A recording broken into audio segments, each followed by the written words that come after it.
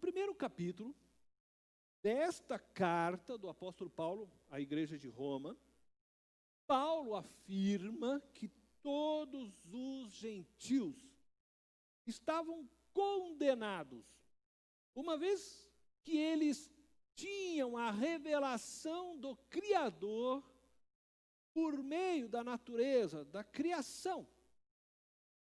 E também tinham a revelação em suas próprias consciências. E por isso diz o apóstolo Paulo que eles eram indesculpáveis diante de Deus. E por terem dado glória a criaturas e não ao Criador. Então eles foram tomados pela ira de Deus. Eu acredito que na Bíblia, quero que você preste atenção no que eu vou dizer, nós temos exemplos de homens que devem ter conhecido Deus através da revelação por meio da criação. Ou, como diz o apóstolo, não só da criação, mas também suas próprias consciências. E eu vou aqui apontar, no meu entendimento, 2 homens, entre muitos, mas eu vou apontar 2. Um no Antigo Testamento e um outro no Novo Testamento.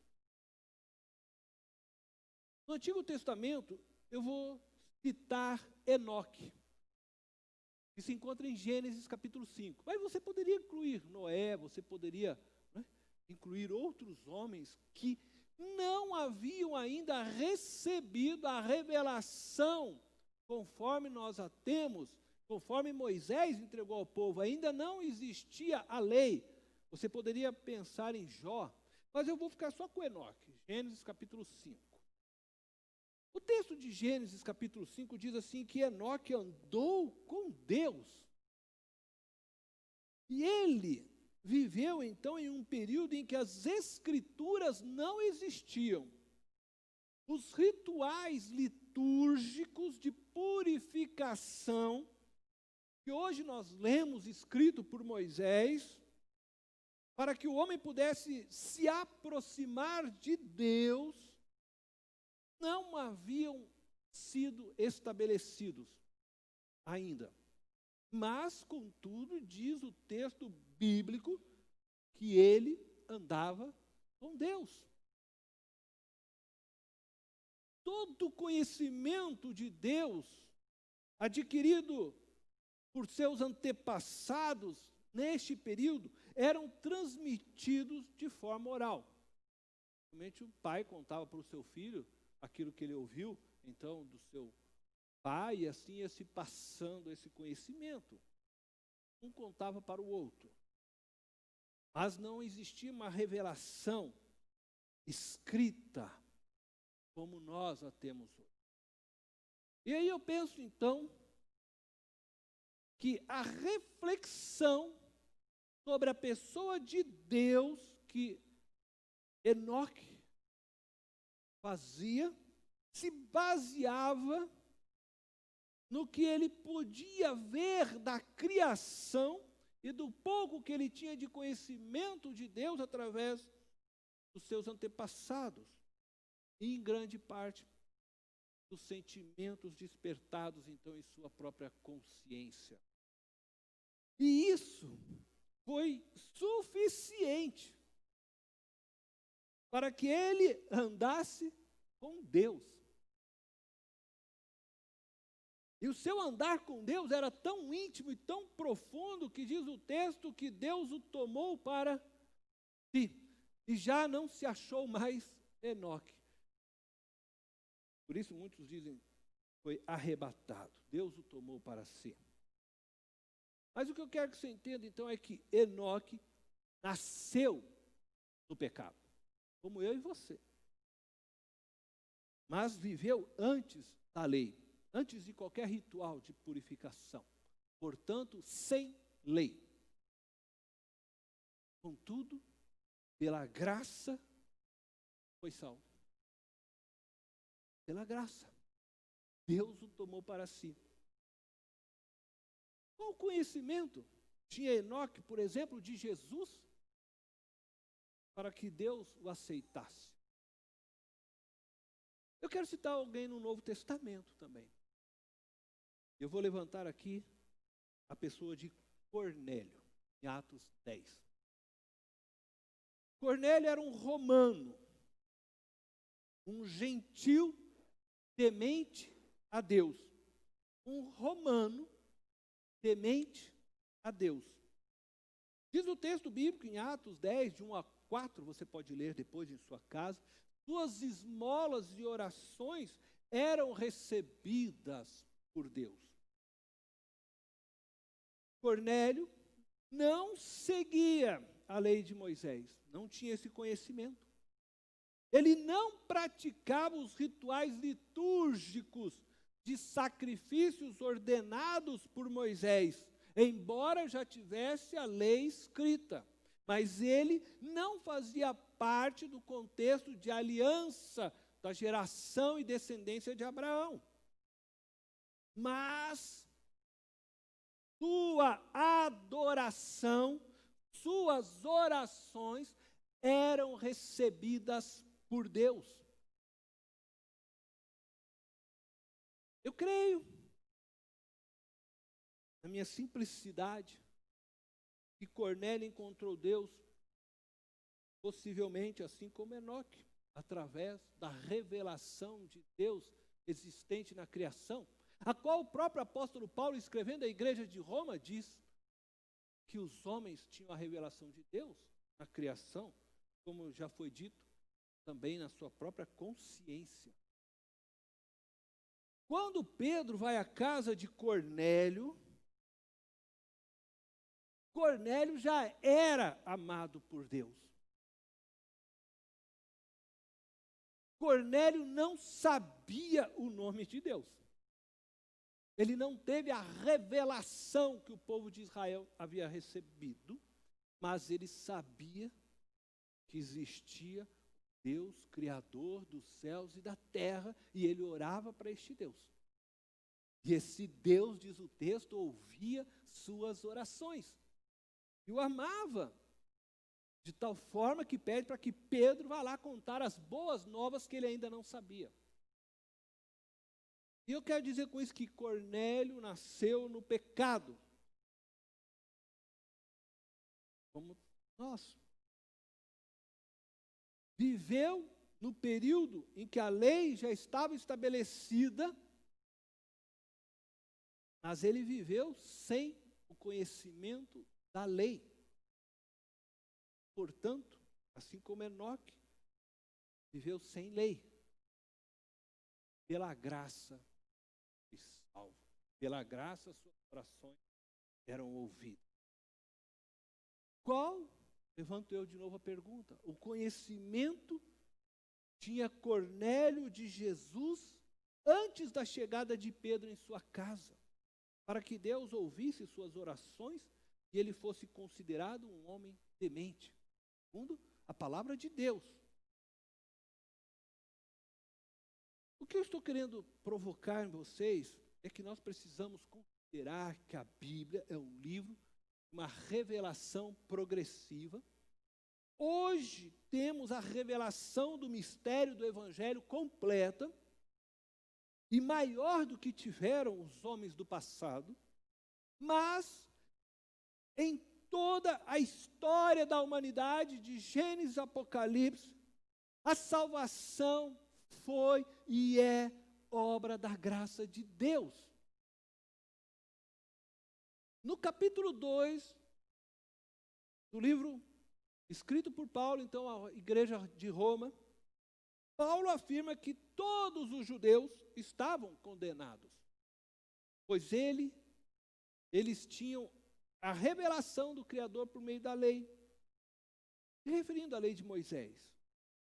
Mas apesar desta revelação, eles continuavam sob a mesma sentença dos gentios. No verso 20, Paulo vai concluir essa afirmação feita no verso 19. Portanto, ninguém será declarado justo diante dele, baseando-se na obediência à lei. Pois é mediante a lei que nos tornamos plenamente conscientes do pecado. A lei dada por Deus através de Moisés não serve para justificar o homem. Ela não foi dada por Deus para que, mediante sua obediência, o homem fosse justificado. As obras decorrentes da obediência à lei não têm o poder de justificar nenhum ser humano. O que Paulo está dizendo é que, por mais que você obedeça à lei, você não vai chegar diante de Deus e dizer que eu fui obediente à lei, por isso mereço entrar no céu. A lei não tem o fim de justificar. Por isso, era necessário o sacrifício de um cordeiro, para que uma pessoa fosse justificada e perdoada por Deus. A salvação sempre foi pela graça e nunca pela lei.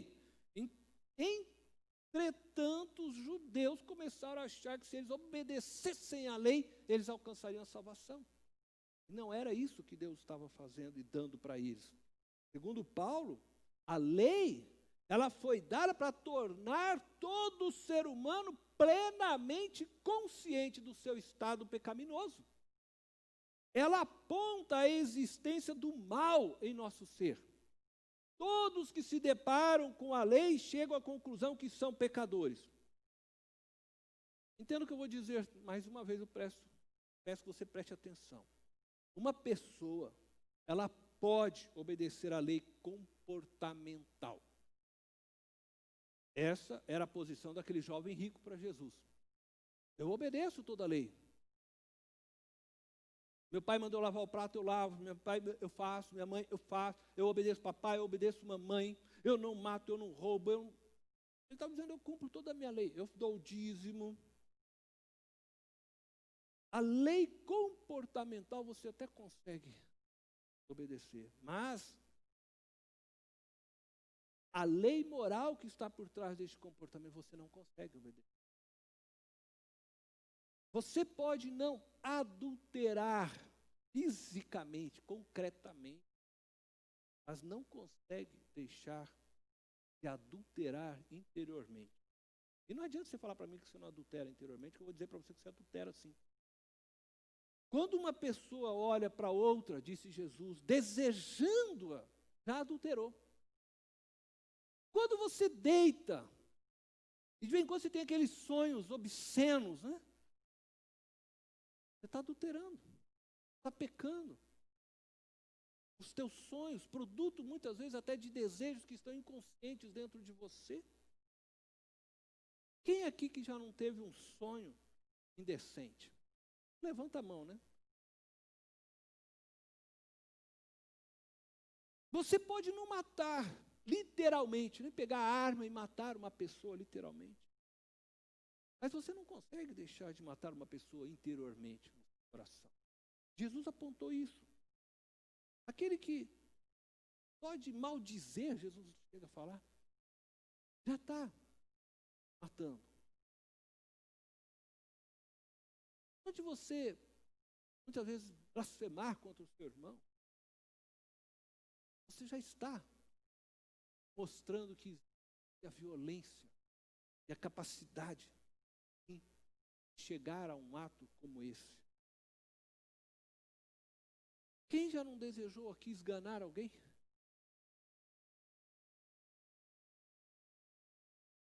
A lei aponta o dedo para nós, para você, para mim, dizendo: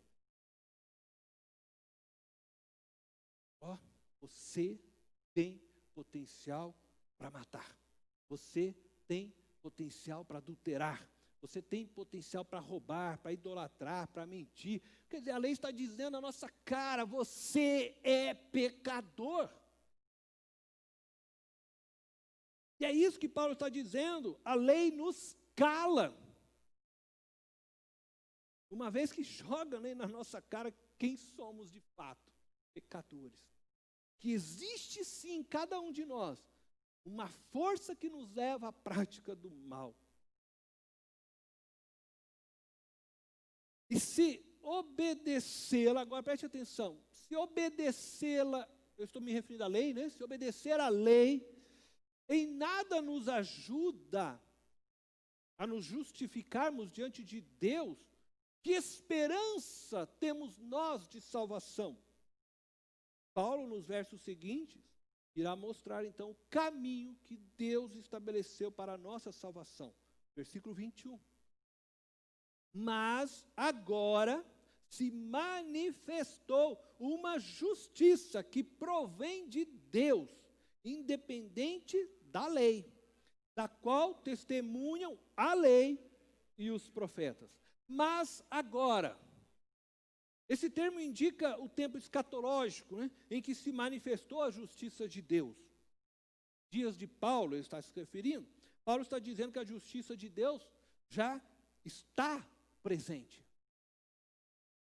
Qual justiça se manifestou da parte de Deus? Que justiça é esta que está presente entre eles, que Paulo está escrevendo a eles? E ele vai responder no verso 22. Mas ele também afirma que essa justiça que provém de Deus é independente da lei. Ela é aplicada independente da obediência à lei. E aqui eu me refiro à própria lei moral, porque ela está feita fora da lei. De fato, ninguém consegue, como eu disse, cumprir a lei em seu aspecto moral.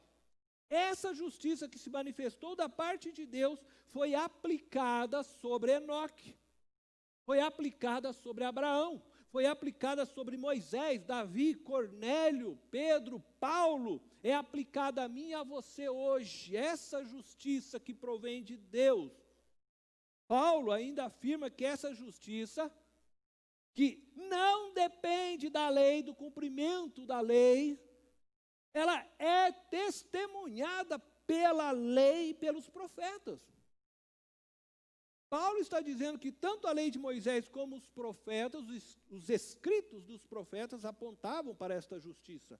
Então, vejamos qual é essa justiça, né, manifestada da parte de Deus. Ele vai falar no verso seguinte, 22. Justiça de Deus mediante a fé em Jesus Cristo, para todos os que creem. Aí diz, não há distinção. O apóstolo está falando da justiça de Deus, aplicada na cruz, em favor de todos os que creem, tanto no passado, no presente e no futuro. Essa justiça, mediante a fé em Jesus Cristo, ela é testemunhada pela lei de Moisés e pelos profetas. Paulo diz que essa justiça é imputada a nós, mediante a fé na pessoa do Filho de Deus. Não provém de obras. As justiças que os judeus reputavam alcançar por intermédio da lei, Paulo demonstra que ela é alcançada pela fé em Cristo Jesus. A justiça de Deus é destinada a todos. Paulo diz, a todos quanto crerem. Nunca houve dois caminhos de salvação.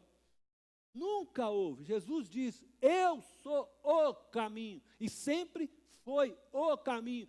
Desde a eternidade, antes da criação do mundo, Deus já havia planejado este caminho. E em toda a história da humanidade, a salvação, então, sempre foi pela graça. Com isso eu termino dizendo, que disse no início dessa mensagem, a salvação é somente pela graça, mediante a fé em Jesus Cristo. Ela é uma obra realizada unicamente por Deus, não dependendo de qualquer cooperação da nossa parte.